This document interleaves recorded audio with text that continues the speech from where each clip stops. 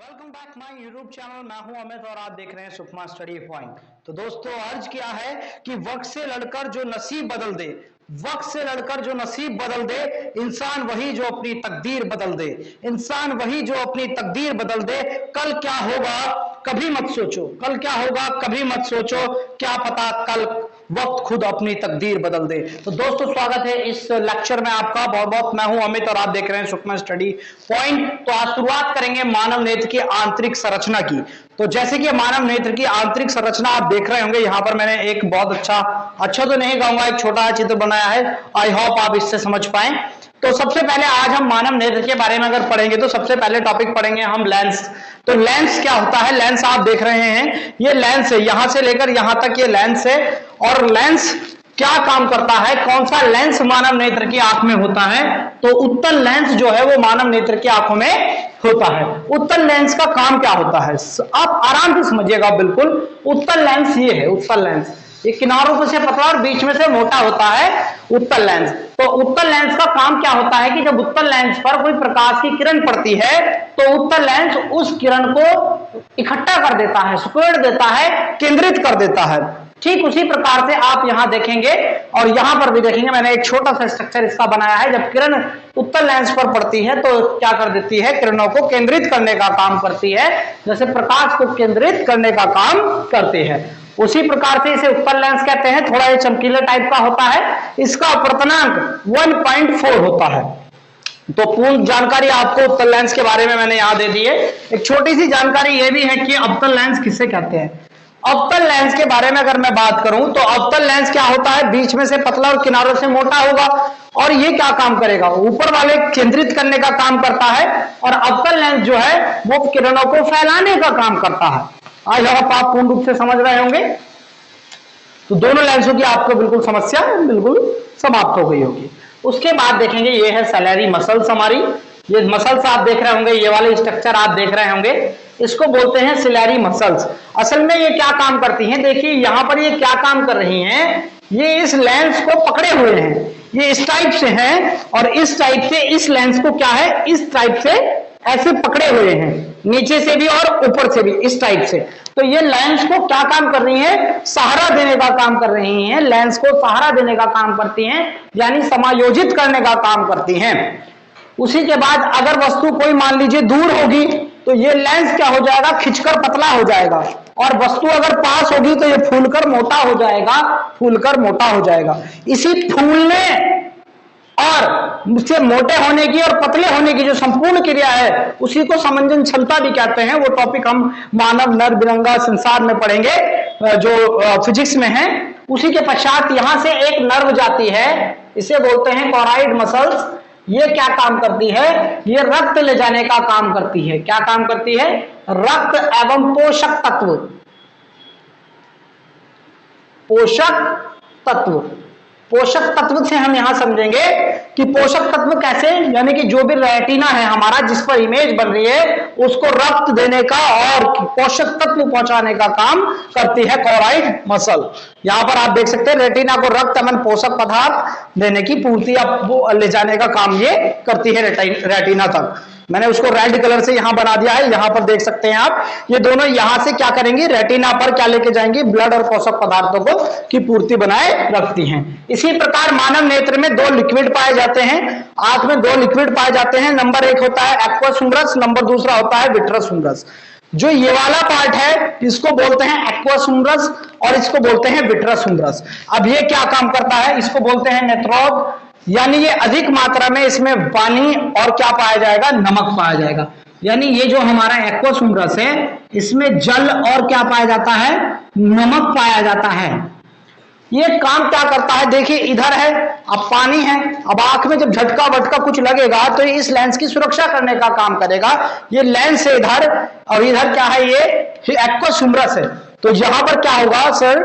ये इस लेंस की क्या करता है? ये पानी सुरक्षा करने का काम करता है, सुरक्षा करने का काम करता है, लेंस की रक्षा करने का काम करता है। एक्वस ह्यूमरस क्या काम करता है? अधिक मात्रा होती है इसमें किसकी? पानी की और नमक की। उसी के पश्चात एक दूसरा वाटर यहां पर भी भरा होता है आंख में, ये इसकी मात्रा कम से कम आंख में 80% होती है और इसकी 20% मात्रा आंख में होती है। ये रेटिना की रक्षा करता है। अब देखिए रेटिना ये है, यहां पर ये सारी स्ट्रक्चर किसकी है, ये रेटिना की है पूर्ण रूप से, ये रेटिना है पूर्ण रूप से। अब ये जो रेटिना है ये काम क्या करता है, ये रेटिना जो है इसकी यहां पर इधर पानी भरा हुआ है विट्रस उम्ब्रस।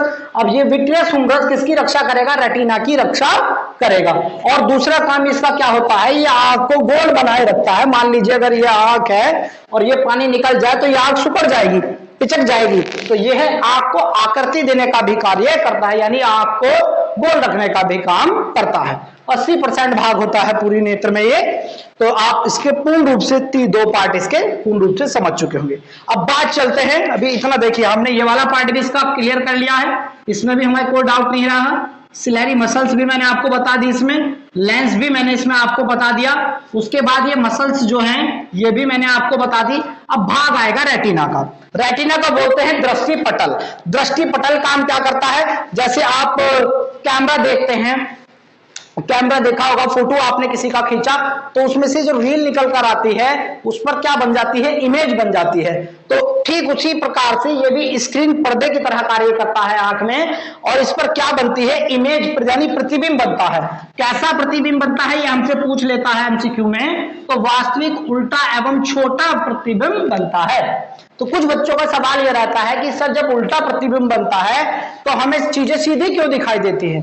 तो बच्चे इसका आंसर यह है कि चीजें तो प्रतिबिंब तो उल्टा ही बनता है, लेकिन जो हमारा मस्तिष्क है वो उसे क्या कर देता है, सीधा करके हमें प्रतीत कराता है। उसके बाद आता है येलो स्पॉट। तो येलो स्पॉट आप देख सकते हैं, येलो स्पॉट ये यहां पर, तो येलो स्पॉट जो है रेटिना के बीच के भाग को ही क्या कहते हैं, येलो स्पॉट कहते हैं। यानी रेटिना के बीच के भाग को क्या कहते हैं, हम येलो स्पॉट कहते हैं। दूसरी बात यह है कि यह क्लियर इमेज बनाता है। कैसी इमेज बनाएगा, क्लियर इमेज बनती है क्या पर, येलो स्पॉट पर। अगर येलो स्पॉट मान लीजिएगा ये पूरा हमारा रेटिना है, ये पूरा रेटिना का पार्ट है, यहां से यहां तक ये हमारा रेटिना हो गया। अगर ये रेटिना है तो इसका ये बीच का जो भाग होगा ये हमारा क्या कहलाएगा, येलो स्पॉट कहलाएगा। अरे इमेज, इस पर भी इमेज बनती है रेटिना पर, लेकिन रेटिना पर साफ इमेज नहीं बनता। साफ इमेज किस पर बनेगा, येलो स्पॉट पर। और येलो स्पॉट का के अंदर भी जो बीच का भाग होता है उसको बोलते हैं मैकुला। यानी येलो स्पॉट का जो बीच का भाग होता है उसको बोलते हैं मैकुला।